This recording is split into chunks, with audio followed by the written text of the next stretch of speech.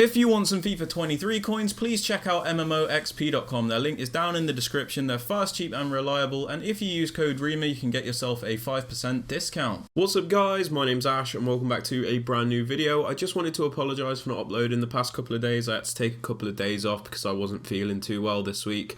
But yeah, today we're going to be looking at some 4-4-1-1 custom tactics and player instructions, which I'm hoping you guys will like. But just before we get into the video guys, I'd very much appreciate it if you could drop it a thumbs up. Subscribe to the channel if you are new so you never miss out on any videos like this one, and don't forget to turn on notifications so you are notified when a video is posted. And with all that aside guys, let's get right into today's video. Okay guys, for custom tactics on the defensive style, I like to use balance. This is the same in all my formations. The reason for this is you are able to press your opponent when you want to press them, and then have a more conservative approach when you need it, so it gives you greater control over your defenders, which I think is very important.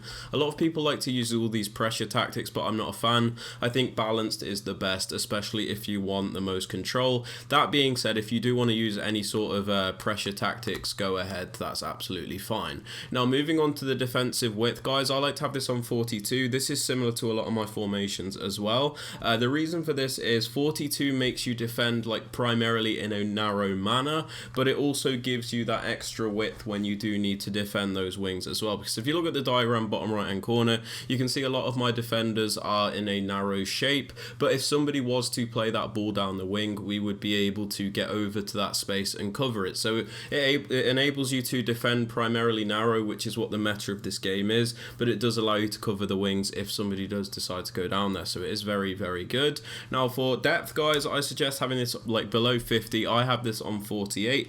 The reason for this is obviously through balls are very overpowered in FIFA 23, and it's important that you negate that as much as possible. So having this on about 48 really does give you the best chance of stopping those through balls, because unfortunately it is the only way to do so, having that deeper defensive line. Now for build up play guys, I suggest using balance. The reason for this is you get the most control when you are building up the play. Sometimes when you use fast build up in like these flatter formations, your team can move out of shape and it makes it very difficult to link passes together. Putting it on balance means your team will keep its shape and it is a bit easier to move the ball up the pitch, and you can do it at whichever pace you want really.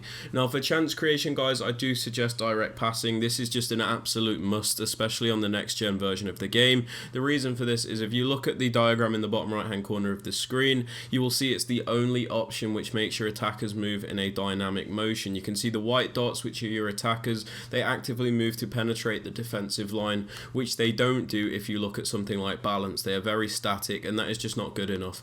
If you're on old gen, you don't have to use direct passing, but if you're on new gen, I 100% recommend it.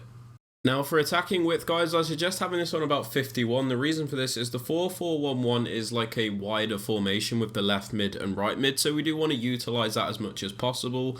Having it just one above 50 does seem to make a difference, because 50 is like balanced if you get what I'm saying. So having it just one above seems to make it play a little bit wider, which is very cool, but it's just a bit of a conspiracy of mine, so if you want to lower it or up it, that's up to you, but I've been having this on 51. Now for players in box guys, I like to have this on 6. This is because I do like to commit my players into the box when we are attacking, but I don't like to overcommit to the point we get counter-attacked super easily. So having it on 6 gives me a nice balance in attack, which is really cool, and obviously we don't get counter-attacked as much. Now corners and free kicks are the same, they're down to preference. I suggest having this on about 2 though, because you do get a lot of players into the box to cross the ball in, like to cross the ball to them, but at the same time, if you do lose out the ball, you don't get counter-attacked as easily. So again, it's down to preference. If you want this higher or lower, it's up to you, but I just have this on 2. Now for the players you want to use guys, in this formation you do have a bit of freedom, but there are a few specific positions which I do suggest certain players, and we're going to go over them.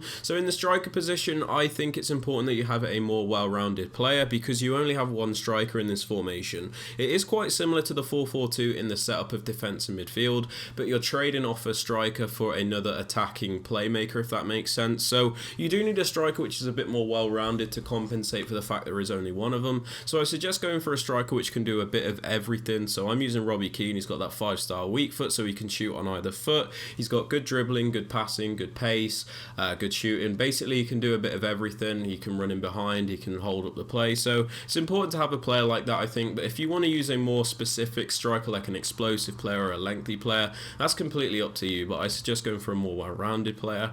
Now for the cam slash centre forward, you can pretty much use whoever you want. I'm just using Rafael Leao at the moment. This player does a bit of everything. They're there to just play in behind the striker. So, you know, you can pretty much use whoever you want, but just go for a player which is obviously quick, good on the ball, can pass and can shoot maybe. Just, you know, go for a player which can do a bit of everything in that position. For the left centre mid, you do need a player which is more defensive minded. So I'm using Patrick Vieira. He's got those very good defensive stats, and you're going to see why this works in the player instructions. But go for one more defensive centre mid with like a medium high work rate or a medium work rate, and then go for a more attacking box to box centre mid with balanced stats and a high work rate in this position, because again it will all make sense in the player instructions.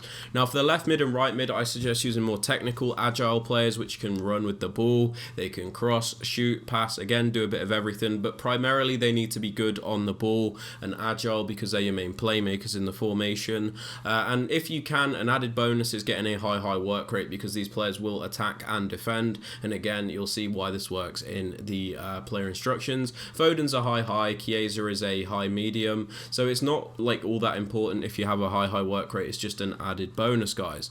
Now for your fullbacks, you can pretty much use whoever you want. You can use two defensive fullbacks, one attacking fullback and one defensive fullback, or whatever you want to use. I use one which is good on the ball, which is Hernandez, and one which is more defensive, which is Kyle Walker, because I just like having that balance. Now your centre backs and goalkeeper just need to be as meta as you can get them, really. I'm just using Varane and Van Dijk, and then Chesney is there for chemistry. Now for player instructions, guys, on your striker I suggest stay central and get him behind. The reason for this is we don't need him drifting off to the wings, as we've already got wide players for that. We do need him to stay central as he is our only striker, so he always needs to be there to finish those chances and be in those positions. We have him on getting behind because he makes the best runs on getting behind. It doesn't always mean you have to play the ball in behind to him, it just means he will make those movements without you having to tell him to. So if I did want to call him short, for example, he could start that run and then I could tap R1 and it would bait the defender, but then he would come short for the pass and make a lot of space. So putting him on getting behind just gives you more options, I've noticed, and it makes the AI a little bit better.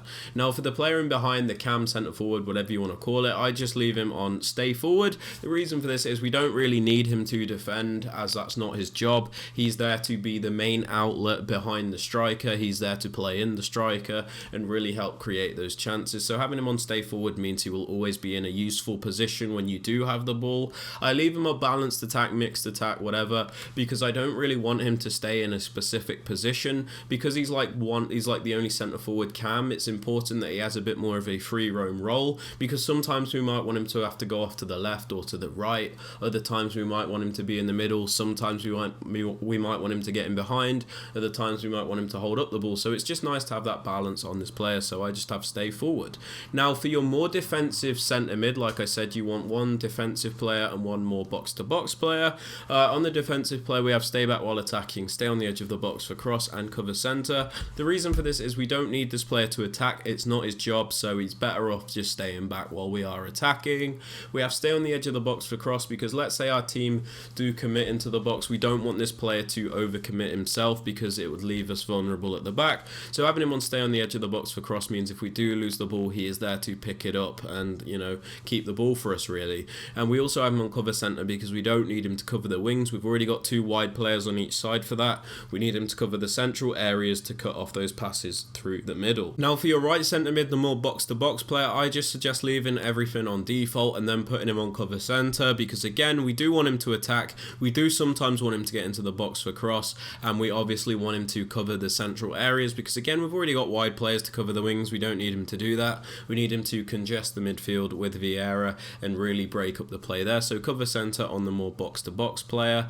On the right mid and left mid, I suggest come back on defence, get into the box for cross and get in behind. This isn't a park the bus tactic, it just means the formation will function correctly, because sometimes if you don't use the right instructions, they won't do the right things, unfortunately. So come back on defence works because let's say you are attacking and you lose the ball, it just means they will transition to sit in front of the fullback in their natural position, so it does work really well, and that's why why I suggested the high work rate, because when you're attacking they can go forward, and when you lose the ball they can track back right into the left mid to defend, if that makes sense. So it does work really well. Getting behind just means they do make the best runs, similar to what I have on the striker. It doesn't always mean you have to play them in behind, it just means you get the best movement out of them. And get into the box for cross, again, you know, it doesn't mean you have to cross the ball, it just means they will transition into the penalty box, so you can even play them in with a ground pass if you want to. It just means they make those runs, so it does work very well, guys. So left mid and right mid we have on comeback defense, getting behind and get into the box for cross. Now on both fullbacks, guys, I have stay back while attacking and overlap. Now the reason for this is we want them to stay back primarily. We don't want them going forward because we don't really need them to most of the time. We've already got a left mid and right mid in those positions, and we have them on overlap because let's say I do trigger them forward with a run with L1, I want them to overlap the wingers. I don't want them to underlap the players, because we want to get extra width when we are committing our fullbacks, because that is pretty much the point. So if they do end up going forward, we have them on overlap, so we do get extra width in the formation. But yeah, they are my custom tactics and player instructions for the 4-4-1-1. I hope you guys have found this video useful or informative. If you have, please be sure to drop a like, subscribe to the channel if you are new so you never miss out on any videos like this one, and don't forget to turn on notifications so you are notified when a video is posted. And with all that aside, guys, I hope you have a fantastic rest of your day, and I will catch you all in the next one. Peace out, guys.